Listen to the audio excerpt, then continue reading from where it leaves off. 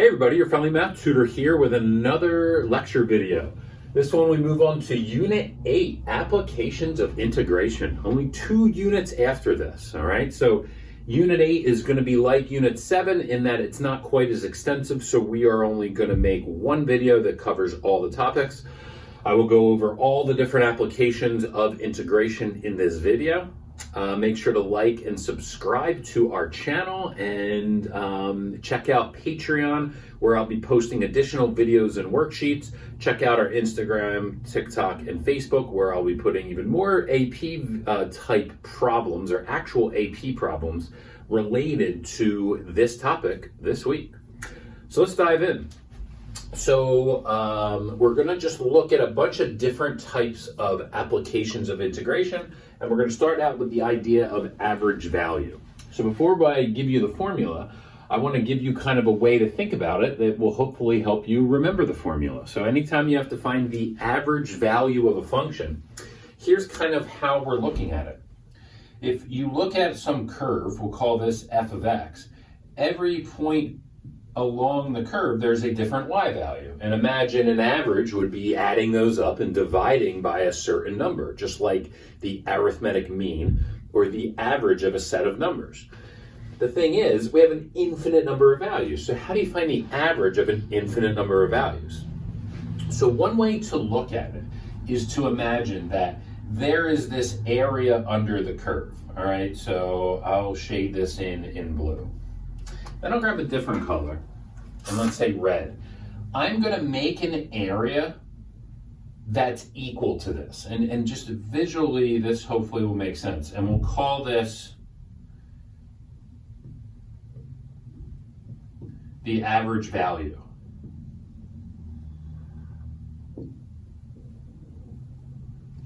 All right? And that's going to be a rectangle. So we can imagine that there's going to be a rectangle that if you imagine playing with this area, just imagine that this area in blue was some kind of Play-Doh or something that's very malleable, and we were able to push on it. So as we pushed on it down here, it would come up here, and we'd be able to reshape that Play-Doh so that it was a rectangle. So the area of this red rectangle is the exact same.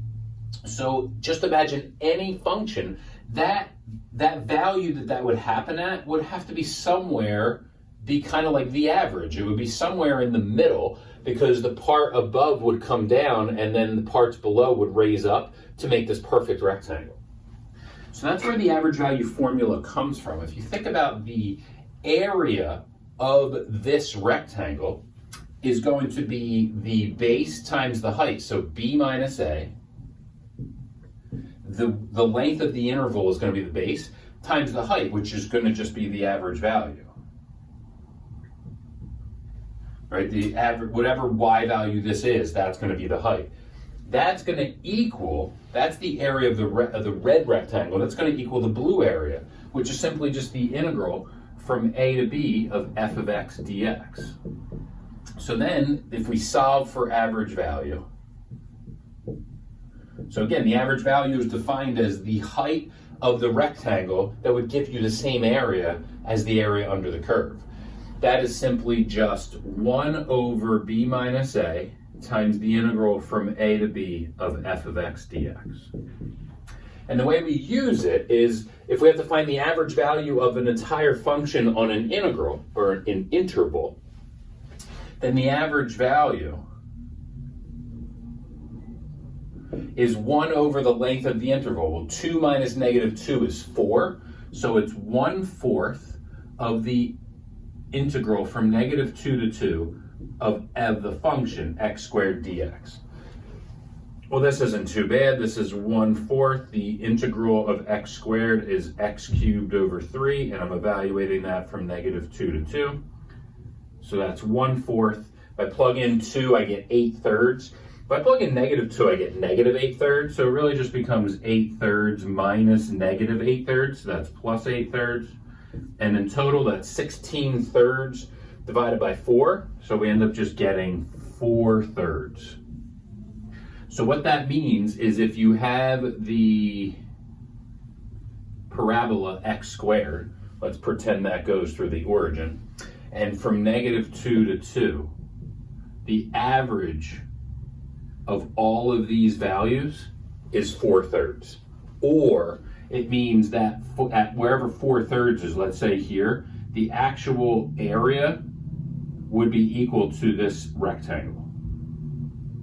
So the sum of the area up here goes here and here. So you got this rectangle is equal to the area under the curve concept, and the height of that rectangle is what we define as average value.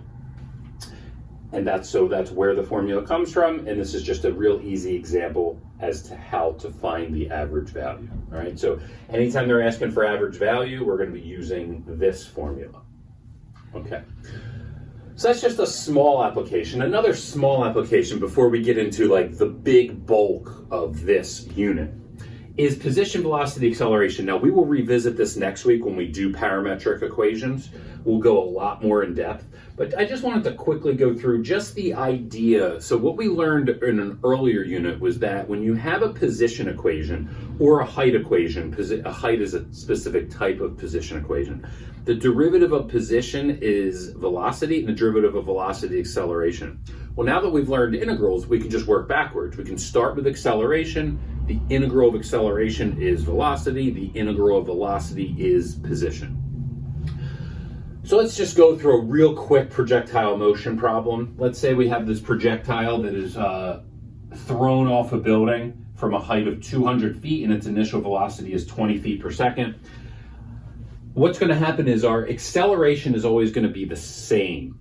Acceleration is going to be due to gravity, and gravity for feet when we're measured in the customary units is going to be -32 feet per second. Sorry, feet per second squared. That is just going to be the acceleration. If you have a problem where it is measured in the metric system, then you would use -9.8. All right, so -9.8 meters per second squared is gravity. In the kind of the American system where we're using feet, it's going to be -32. So if you see a problem that's in meters, use -9.8 to start. If you see a problem that's in feet, use -32 to start. All right. We actually don't need the units as part of our equation, so we're just going to start at -32, and then we are going to take the integral of that. So the integral of that is -32t plus some constant. Now, what is that constant? That is the point of this initial velocity. If the initial velocity is 20, then that means when time equals 0, I have to get a velocity of 20. So that means the constant must just be 20. And then if I want to find the height function, height is like a position. That is the integral of velocity. So we're just working backwards here. The integral of -32t is -32t squared over 2. So that's -16t squared. You can easily see if you do the power rule, you get -32t. The integral of 20 is 20t. Plus, again, we get some other constant. And this constant is based off the initial height. When I plug in 0 for time, I have to get 200 for the height. So this is really simple. That just means the constant is 200 itself. They could ask you some questions on this. I'm not really going to get into that right now. We'll talk about this again when we do parametric equations, really into talking about velocity and acceleration and position. But I just wanted to go over a quick example to see where these come from. And it really leads to this general projectile motion equation, which is -1/2 gt squared plus v naught t plus h naught. So notice this 20 was just the initial velocity. This 200 was the initial height. 1/2 of g is half of whatever we use for gravity. So again, you're either going to use 32 when the problem's measured in feet, or 9.8 when the problem's measured in meters. All right, so that's, again, just a real quick thing. You might see some problems related to this unit on this, but this is really the concept is just that we're working backwards, taking integrals and using initial values to find those constants. All right, so let's move on. All right, let's move on to our next topic. So the next one is area between two curves. So from here and the next couple types of problems, I'm going to just do a lot of examples and explain the concepts through those examples, because there's formulas that you could kind of learn, but I don't want you to just memorize those formulas. I really want you to see where they come from. So here, what we're going to do is take a look at the area between these two curves. So we have the graph of y equals x squared. And then we have the graph of y equals x cubed. And in between those, we have an area.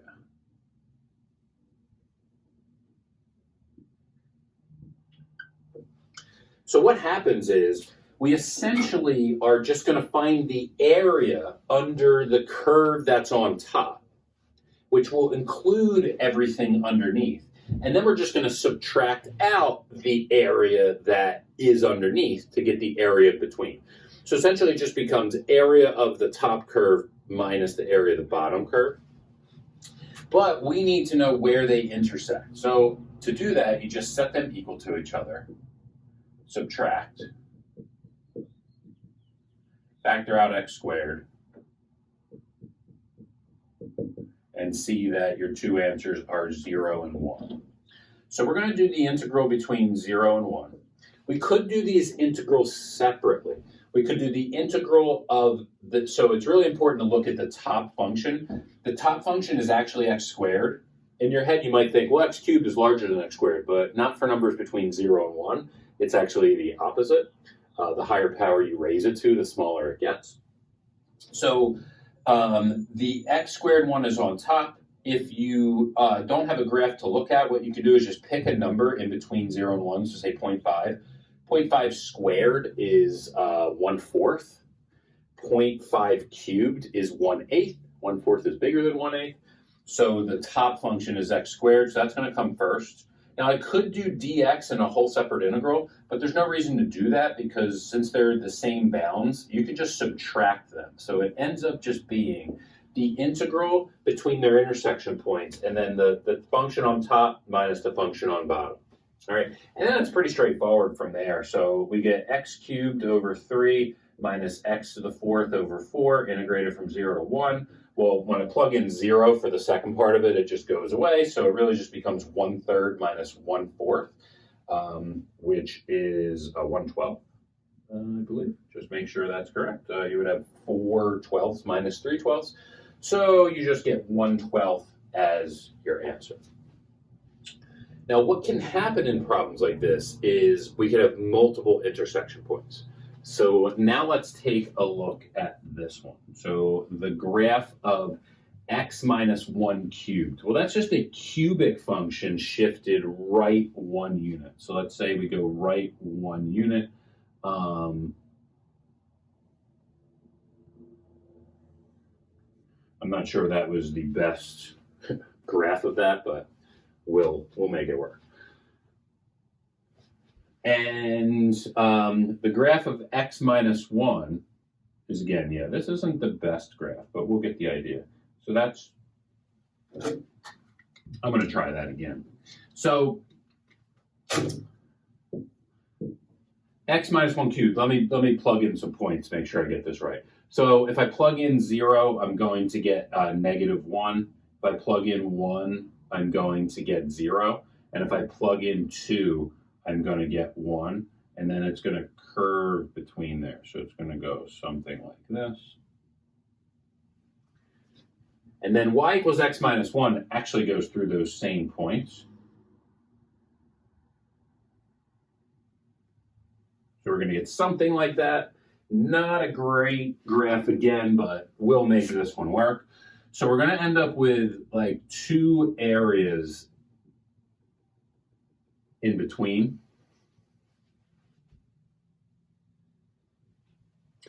And what happens is those areas the first area, the line is on top, and the second area, the line is on the bottom.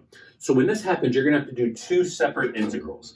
And let's say, again, you didn't have the graph, or your graph was pretty terrible the way mine is.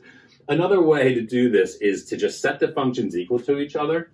And notice when we did it over here, even if we didn't have the graph, we only had two intersection points. So therefore, if you only intersect twice, the one that's on top has to be on top the whole time, because if they ever switch, it would introduce a new intersection point.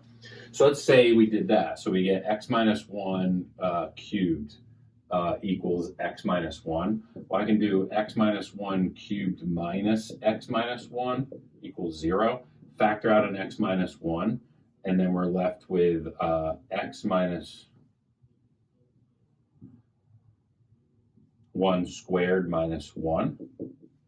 Again, x minus 1. This is x squared minus 2x. This will be plus 1 minus 1.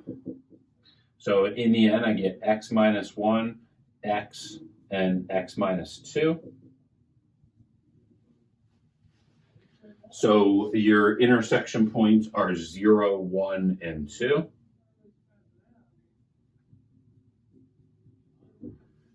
So 3 intersection points mean that you want to have, you're going to have 2 different integrals, all right? So again, my graph is way off. They really, this thing over here, it really should all be between like these 2 values. So again, even if this, I'm glad this happened, because this is what you're going to be facing when you're on a test. You're not going to have a perfect coordinate plane. And if your graph is off, you don't want that to mess up how you set up your integral. So go by what the math tells you. You've got 3 intersection points. It means you're going to be having an integral between the first 2 intersection points, and then another integral between the second 2 intersection points. And then again, if you don't know which one is on top, between 0 and 1, plug in a number like a half, and you'll see that in those ones, the curve, the x minus 1 cubed, is going to be larger. The curve is going to be the one that's on top. So in that case, you're going to do x minus 1 cubed minus x minus 1. That should all be dx. And plus, then when you're between 1 and 2, if you pick a number there, you're then going to see that, like if you plug in 1.5, that this is going to be larger than this. So therefore, the line is on top. So in those ones, you're going to have x minus 1 minus x minus 1 cubed dx. All right, and then we could solve this. So I guess we'll just do that really quickly. So this one is going to be x minus 1 cubed, x minus 1 to the 4th over 4. This is minus x squared over 2 minus 1 is plus x. That's evaluated from 0 to 1.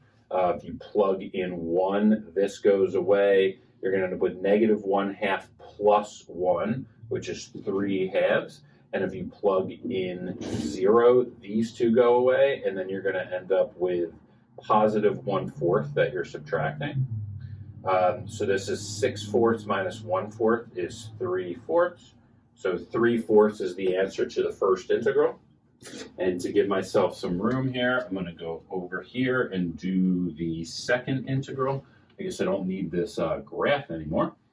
And that one is going to be the integral of this is x squared over 2 minus x, and it'll be minus x minus 1 to the 4th over 4, and that's evaluated from 1 to 2. So when we plug in 2, we're going to get 2 squared is 4 over 2 is 2. 2 minus 2 is 0. Then we're going to get negative 1/4 minus. When we plug in 1, we're going to get 1/2 minus 1 is negative 1/2. This is 0, so it'll be plus 1/2. Negative 1/4 plus 2/4 is 1/4. And in the end, 1/4 plus 3/4 gives us an answer of 1. All right, so that's how you evaluate areas between curves. The integral, the top curve minus the bottom curve. If there are 3 intersection points, you're going to have to split it up into 2 integrals. And I'm not going to go over one now, but it is also possible to do this all in terms of dy. We'll see some examples later when we do volumes. In those cases, it's just the one that's further to the right minus the one that's to the left. All right. Okay, let's move on to volumes. All right, let's move on to volumes now. So we're going to do 3 different types of volumes. The first volume we're going to do is using cross-section. So again, I'm just going to go over specific examples to explain the different types of problems that you'll see. So here we're going to do the volume that's bounded by these 2 curves. So we've got x plus 1, and I'll do x squared minus 1 first. So x squared minus 1 would just look something like this, a parabola shifted down 1, and x plus 1 would look something like this. And we are going to take that, again, this might not be perfect, so to find their intersection points, just like area between curves, you want to set these equal to each other. So we're going to get x squared minus x minus 2. X minus 2, x plus 1. So we've got x equals 2 and x equals negative 1.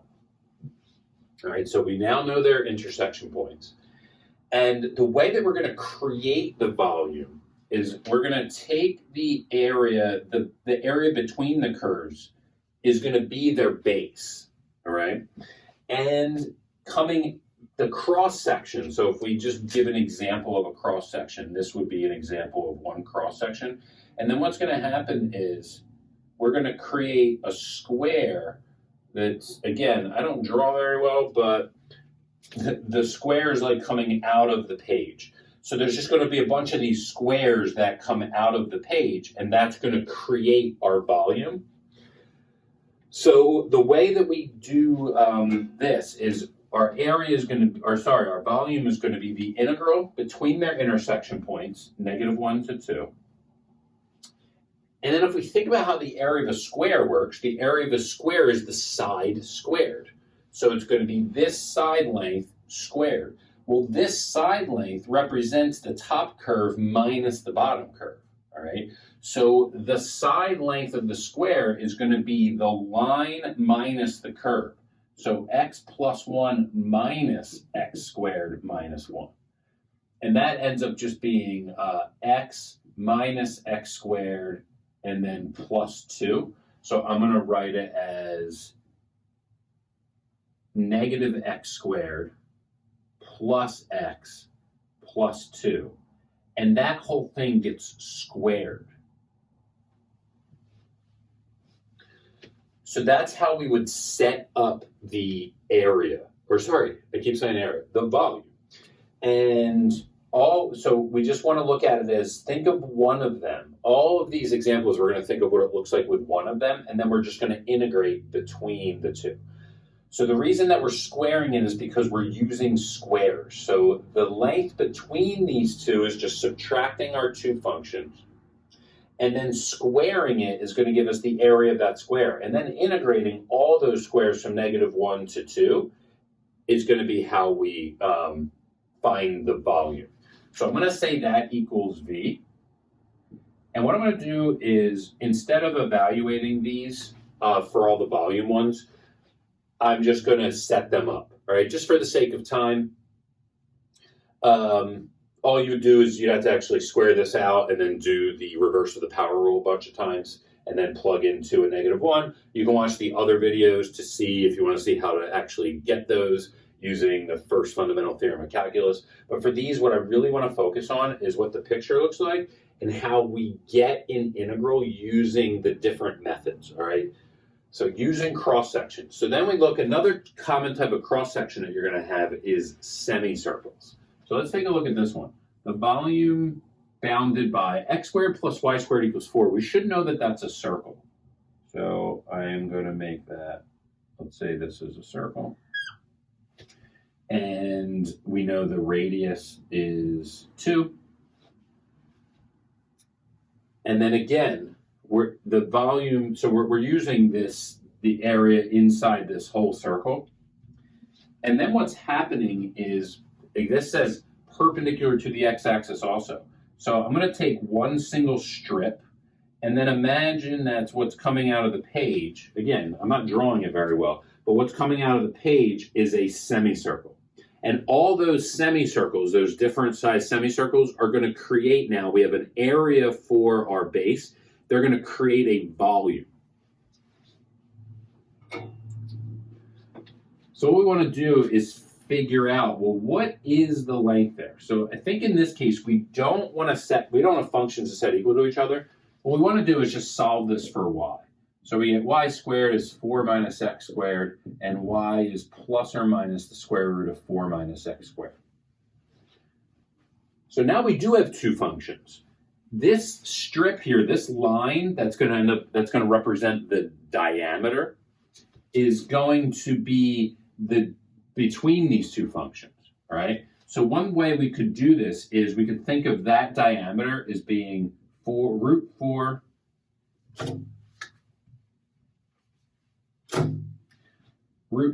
minus x squared minus negative root 4 minus x squared. Well, that's just 2 root 4 minus x squared. So what that represents is this length. So that's the diameter. But each semicircle, the area of a semicircle is 1/2 pi r squared. So we actually don't need the diameter, we need the radius. Well, the radius is just half of this. So the radius of each semicircle is just going to be the square root of 4 minus x squared. And then we square it, and that's going to go away. So we are going to have the integral, and the area is going to be 1/2 times pi times 4 minus x squared dx. And we're going to integrate that from -2 to 2. And that is our volume.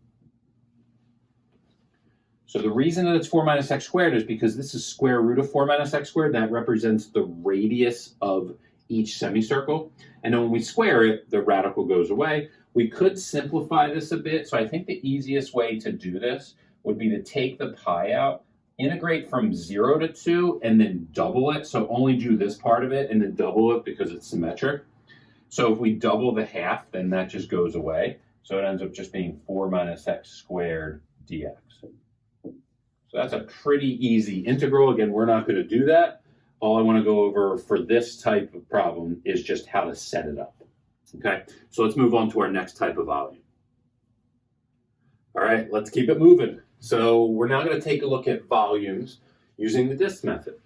So before, what we had was a base and then cross sections of shapes coming out, which created a volume. Now we're going to create a volume in a bit of a different way.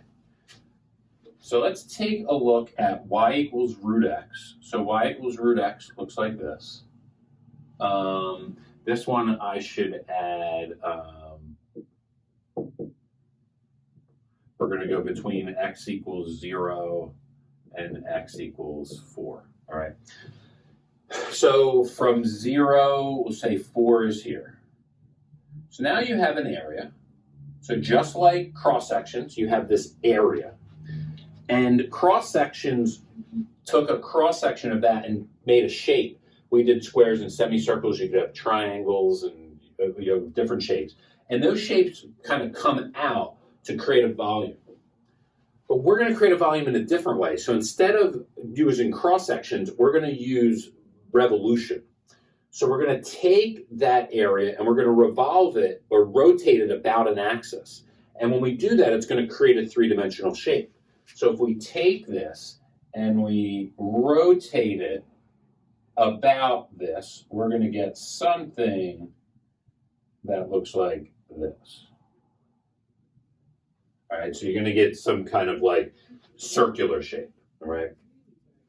And what happens is we're going to look at just one sliver of this, like that. And that, if we just look at one sliver and you take something like this and you rotate it, it's going to create a circle or really a disc because it is going to have a thickness.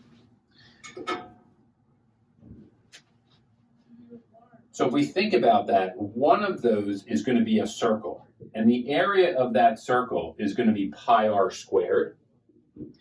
But it's really actually not, a circle is a two-dimensional object, but this circle, this is going to have thickness. So this is really going to, the thickness that it has, this little thickness here is what we call dx. So it's really going to be pi r squared, and then there's going to be this little thickness here. So it's really not going to be an area. It's going to turn into a volume. And then all of those volumes added together is going to give us the volume of the entire shape that we're looking for. So here's how we do this. We do pi, because we're going to factor that out, times the integral. We're integrating from 0 to 4. Then we have to do the radius squared. Well, this red line, if we rotate about, that red line is the radius of our circle. All right, so it's really kind of like this. If we take that and we rotate it about around like that, this red line is the radius of that circle. And that red line just represents the y value of the function, which is root x. So we're going to do root x squared, because it's the radius squared, and then dx is the thickness of that disk. So even that thin disk technically is a volume. And then if we sum all of those up from 0 to 4, we end up just getting our volume is the integral from 0 to 4 of x dx. We'd be able to find this pretty easily, but again, in this section, all I really want to go over is how to set these up. So now let's take a look at one where it's rotated about the y-axis and how that changes what we're looking at. So if we look at y equals x cubed, looks something like that. If we look at y equals 1, that's something like that. And then this is x equals 0. So we're looking at this area here. But we're rotating that about the y-axis. So when we do the disk method, when we look at one thin slice, you always want to draw that slice perpendicular to the line that you're rotating about. So I'm going to draw it like this. And if you imagine rotating this about the y-axis, that's going to be the circle that you get. So you can see that that red line that I drew is the radius of that circle. So the area of that radius, or sorry, the area of that circle is pi r squared. It has a thickness. But now look at the thickness. The thickness of it is actually dy. So it's super important that we understand that. So that means since our thickness is dy, we're going to have pi r squared dy. And when we integrate it, it means we're going to have y's in our integral instead of x's, because the variable that we're integrating has to match the d. I feel like at this point, you've kind of just been memorizing, like, oh, every time if I have a u, I need a du. If I have an x, I need a dx. This is really this is super important that we understand. When the thickness is dy, then you're going to be integrating with respect to y, which means everything needs to be in terms of y. So this function really comes from here. So what we have to do is we have to solve that for x. So x is really the cube root of y, which I can think of as y to the 1/3. That's this distance. So the radius of our circle is y to the 1/3. It's an x value, but x equals y to the 1/3. Now we can set it up. So it's pi times the integral from 0, this is really important, to 1. Right? Because we're integrating in terms of y. So we have to do everything in terms of y. Then we have y to the 1/3 squared. That's y to the 2/3 and dy.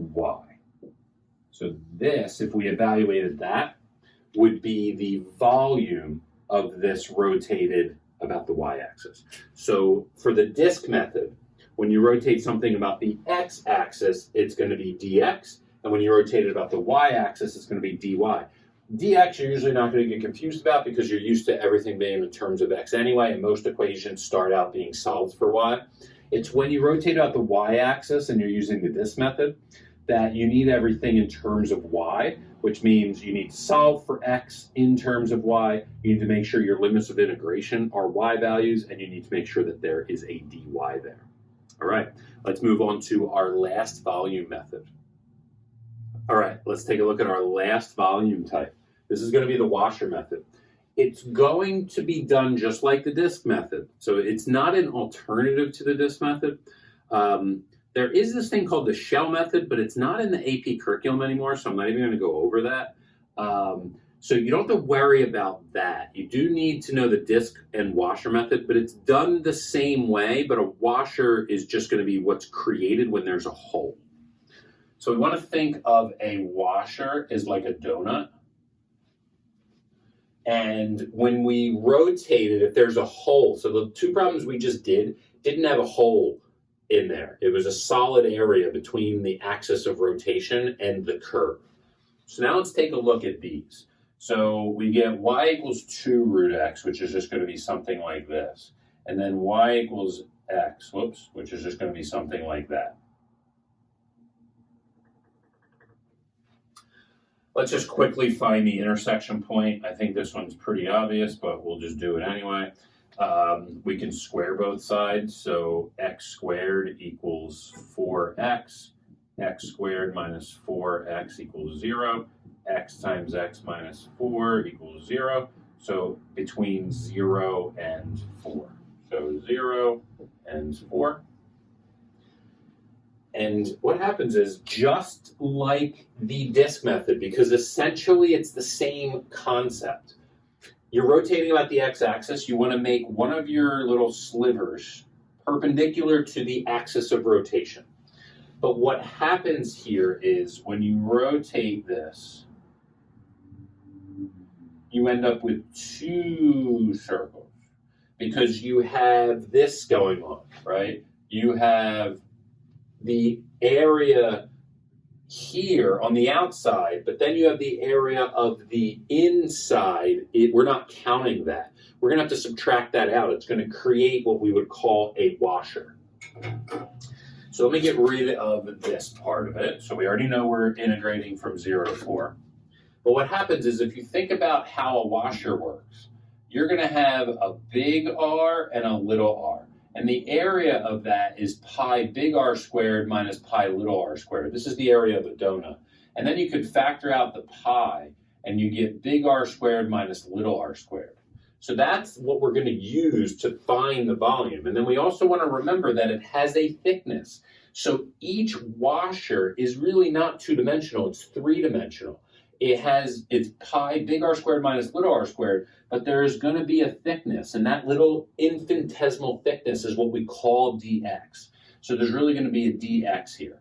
So since it's dx, we need these in terms of x. So we get pi times the integral from 0 to 4, big R squared. Well, big R squared is the higher function. It's the curved function here. That's 2 root x. And that needs to be squared. So I'm actually going to write it like this, just so we can see what's happening. So 2 root x squared minus little r squared. Little r is the bottom function. It's kind of like when we were doing the area between curves, top minus bottom. Now we just have to square them. So the bottom function is x, so that's x squared. And then dx. So real quick, we're not going to evaluate this, but we can look at it like this. This is 4x minus x squared, and then we integrate that from 0 to 4 and multiply by pi. And that is how we implement the washer method. So it's just like the disk method, in that the line that you draw, the little sliver that you draw, that you imagine that being rotated around to either create your disk or washer, is going to be perpendicular to the axis of rotation. And then what happens is, if there's a hole, if there's a little gap, then you're going to have the washer method. You're going to have to subtract out the smaller one. If there is no hole, if it sits flush with it, then you just do the disk method, right? So it's basically the same approach. It's just one of them is going to have a hole in it, a washer, and the other one is not, a disk. So that our last one. So the last one is an example where we don't always have to be asked to rotate about the line, the x-axis or the y-axis. It could be some other axis of rotation. So if we look at it, we got y equals x squared, y equals x plus 2. So let's say 2 is here. So we have something like that.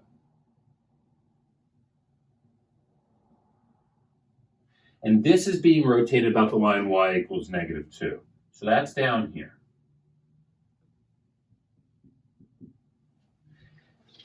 And just like all the other problems, we want to draw our little sliver perpendicular to the axis of rotation. So I'm going to draw one maybe here. So I think it's pretty obvious that we have a gap between our area and our axis of rotation. So we're going to have to use the washer method. Let's first just see where these two things intersect. So we're going to get x squared equals x plus 2, x squared minus x minus 2 equals 0, factor x minus 2x plus 1, and we get x equals 2 and x equals negative 1. So we are going to have pi. We're going to be integrating between negative 1 and 2. And then we want to find big R. Big R is the distance from the line of rotation to the higher function. The higher function is clearly the line, but let's remember that x plus 2 is the y value. Y is measured from the x-axis to the curve. We've got to add another 2 units to that to get to our axis of rotation. So it really ends up being x plus 4. So let me go over that again. X plus 2 is the y value from this function to the x-axis, but there's another 2 units there. So it's x plus 2 plus 2. Or you can look at it as you're doing it, you're subtracting the line of rotation, but it's minus a negative, right? I think it's easier just to think, well, I'm going to go 2 more units after the x-axis. The distance from the function to the x-axis is the y-coordinate, which is x plus 2. Plus 2 is x plus 4. That gets squared because big R gets squared, right? It's just the radius gets squared when you find the area. Then we're going to subtract. Well, now we have the little function. Well, the little r. Well, little r, x squared is the y value from the x-axis to the curve. This represents x squared. But we have to, again, go another 2 units every time. So that's x squared plus 2. And then that gets squared. And then the whole thing times dx. Because dx is the little sliver, the little width of all of our washers. Those mini volumes get summed up from negative 1 to 2 to give us our whole volume. All right, so that is our integral that would give us the answer. On a lot of these problems, it might even just be calculator that you would plug in. But the whole point of today was to just go over how to set them up and to get an idea of the difference between the cross-section method, the disk method, and the washer method. All right, we have one more small topic that we're going to go over next. All right, let's move on to our last topic, arc length. Arc length is going to be measuring the distance or the length you travel on an arc between 2 values, or on a curve, right? So the way that we want to think of this is not like a perfect proof, but this is just a way for you to think about it in your head, because this is a formula that you're going to need to know, but instead of just blindly memorizing it, it's good to see kind of where it comes from. And then we're going to build on this formula with 2 other formulas in the next video that are going to have to do with parametric and polar. So we're going to be doing this idea of arc length, and then it'll also have to do with total distance traveled for a particle moving in the coordinate plane. So this is going to have a lot of things building on this. So it's really cool if you can kind of see a little bit where it comes from, and then be able to build on that and not have to really memorize any of it. So the way that I want you to think of this is, if we want to find the distance between here, the distance traveled on this path, let's just pick a really little distance, like here, and let's just pretend that's even smaller, but that's a straight line. That is the hypotenuse of a right triangle. And let's pretend this distance is 1, which means the slope of this line is this length. Because slope is rise over run. And if I'm making the run 1, then the rise itself is the slope. And we know that the slope of a curve, the instantaneous rate of change, is the derivative. So I can think of this rise as f prime of x. Now imagine I had a bunch of these all along, like almost an infinite, well actually an infinite number of them. That's the idea of an integral. We were just doing that on all the problems that we've done so far. We had these like disks or washers or cross sections where we had one of them, And we wanted an infinite number between two values, so we integrated between those two values. So what we want to do is we're going to take the integral from a to b of the length of this. Well, the length of this is just Pythagorean theorem. This is the hypotenuse. Let's call this c. And a squared, 1 squared, plus b squared, f prime of x squared, equals c squared. So the square root of 1 plus f prime of x squared is the hypotenuse. And let's say we just take all of these little hypotenuses all along the curve and sum them up, and that's the arc length. So it's the integral from a to b of the square root of 1 plus f prime of x squared dx. And again, the dx comes in with its kind of like the thickness of all of these. The actual proof is more complicated than that. This is just a way that I kind of think about it in my head. A lot of people think about it in their head. Again, it's not a perfect proof. It's not the proof. It's just Pythagorean theorem. You go over 1 and up f prime. This is the hypotenuse, and then we're summing up all the hypotenuses from a to b. That is one way to think of it, so you don't have to memorize the formula. And then again, we'll build on that one with parametric and polar in the next video. So now let's take a look at a quick example of how this works. We want to find the length of this arc between 1 and 2. You simply just take the integral from 1 to 2. We are going to need the derivative of this. So the derivative of this is x to the 1/2. If I bring the 3/2 in front, that cancels out into 2/3. Subtract 1, you get x to the 1/2. So now I have the integral of the square root of 1 plus f prime of x. In this case is x to the 1/2. And if I square it, that just gives me x dx. This one I guess I'll actually do. So that makes it 1 plus x to the 1/2 dx. So that is 1 plus x to the 3/2 over 3/2 is like multiplying by 2/3. Evaluated from 1 to 2. Plug in 2. You're going to get 3. 3 to the 3/2. We're not going to know that. So it's 2/3. 3 to the 3/2 minus when you plug in 1, you're going to get 2. Again, we're not going to know 2 to the 3/2. So it's 2/3 times 2 to the 3/2, and we'll just leave it like that. You could plug that into a calculator and get the decimal form. And again, the main thing I want to go over is how to set up an integral to find arc length. All right, so that ends our applications of integration. We have 2 videos left. We have polar and parametric, and then another video on sequences and series. Those 2 videos apply only to BC. So all the other videos, for the most part, there's little topics here and there. I actually think arc length is one of them that's only on the BC. But for the most part, everything I've done so far has been applicable to AB. But now the next 2 videos are going to be BC only. All right. So as always, like and subscribe. Check out our TikTok, Instagram, and Facebook. Check out our Patreon. We've got a lot of other things going on to help you get ready for this test, which is just about a month away at this point. And I hope that you found this helpful. All right. See you later.